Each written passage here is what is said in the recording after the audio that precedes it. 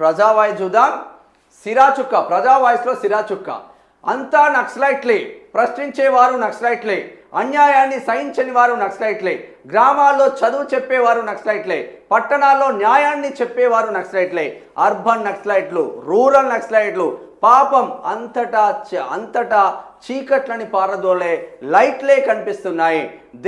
దేహాల్ని చీల్చిన దేశభక్తులు కనిపించడం లేదు. మరి ఈ లెక్కన మార్వాడీస్ గోబ్యాక్, రోహింగ్యాలు గోబ్యాక్ అన్నట్లుగా ప్రశ్నించే ప్రతి వారిని నక్సలైట్లని ముద్ర వేసి గోబ్యాక్ అంటే దేశమే ఖాళీ అవుతుందేమో.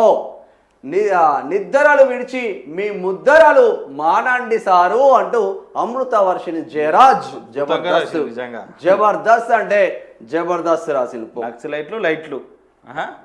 ఇప్పుడు ఆ అమిత్ షా అంటుండు కదా, అవును, ఆయన గురించే కౌంటర్.